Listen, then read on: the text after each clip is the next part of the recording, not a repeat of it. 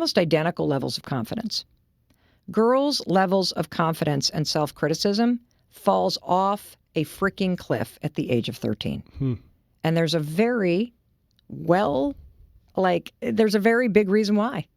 That's the average age when a girl gets her period. And so what's interesting about a girl going through puberty is it's a very public thing. Your boobs are changing. Everybody's talking about it. You know who got theirs first, who didn't get theirs first. And there's also this conversation around it that's very sexual. Because when you get your period, typically the moms and aunts and older sisters are like, oh, you're a woman now. And your body's also growing. And so girls tend to have one or two responses. They either think it's amazing and they show it off and get a lot of attention, or they start wearing big sweatshirts because their body is changing and they don't have control. Number one, that's fucking crazy, right? Like it's makes sense. So it makes complete sense, because the one thing that I'm curious of that goes along with it too, and I'm curious your thoughts on it, because we were talking before, like this is like 65% women that listen to this, the episodes that I put out.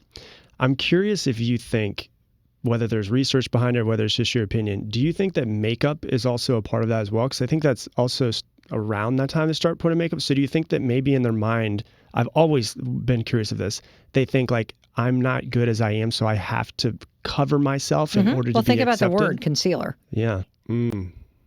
And this is one of the things that my kids have taught me, because they have permission to call me out.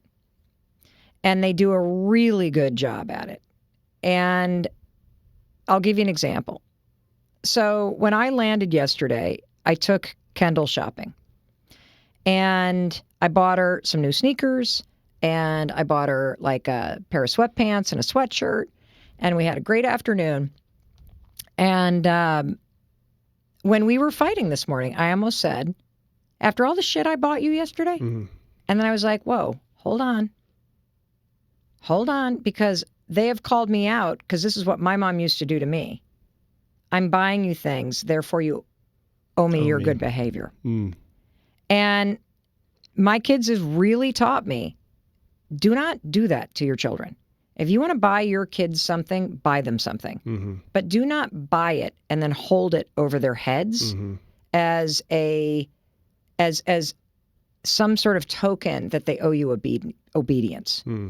And one of the things that I truly believe, that I think my husband and I have done a really fantastic job at, is that we've always stayed focused on our primary role as a parent, which is to help our kids become themselves. And they are not mini versions of us, even though they look like us.